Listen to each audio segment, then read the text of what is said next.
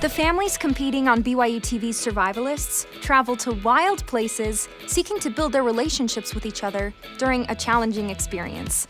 The show's producers and crew work hard to plan beautiful and strenuous routes for the treks on which the families race.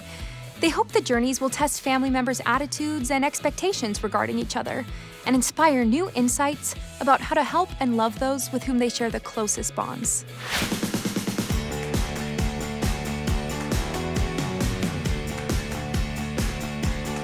Always with Survivalists, locations are a big part of the show, right? It's almost like that's another character.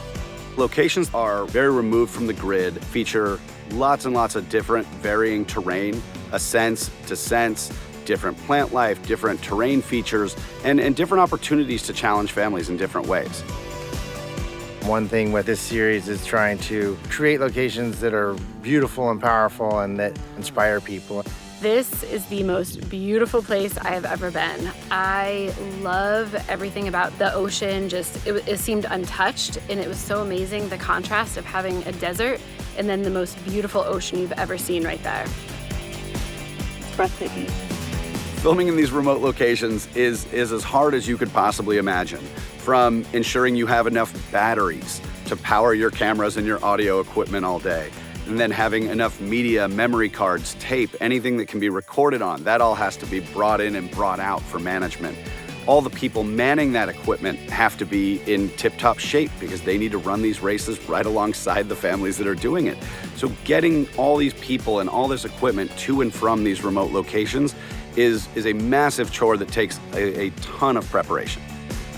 So these courses are super rugged from beginning to end. We've only made it to the starting line here, and both an audio mixer and a camera operator were both stung by stingrays on the way from the boat to the actual hike itself. So we're stopped down at the moment so they can get care from our safety team, but it does go to show you how remote, how tough these environments can be. Building the courses, it's important that we make it challenging enough so the families are outside their comfort zone. Because when they're outside their comfort zone, that's actually when they break down a little bit, but it's also when they come together. It's when the vulnerable conversations start. It's within that challenges people really find what they're made of. The show was way tougher than actually we expected. We were met with challenge after challenge after challenge, and by coming together to overcome those, I think we became so much closer as a family. Us coming together as a family, we are always stronger together than we are as just individuals. When you get into these remote locations, undeniable the connection that these people make with nature and sort of the feeling they get from soaking in all this natural beauty. The beautiful stuff that we see, beautiful mountain, things that we never thought that we was gonna see in our lifetime. We probably gonna see it on TV or in a book, whatever, but there was no way we would see it for life, for real. Being away from basically all technology for several days felt really good. I tend to be less anxious or nervous or worried, and so getting out and connecting with nature is really, really powerful. I'm loving this experience right now, and it is what I'm looking for. These courses are truly the backbone of this show. They're obviously beautiful, they're obviously challenging, but more importantly, they're the venue where these families are going to test themselves and have the most important and difficult conversations in their lives.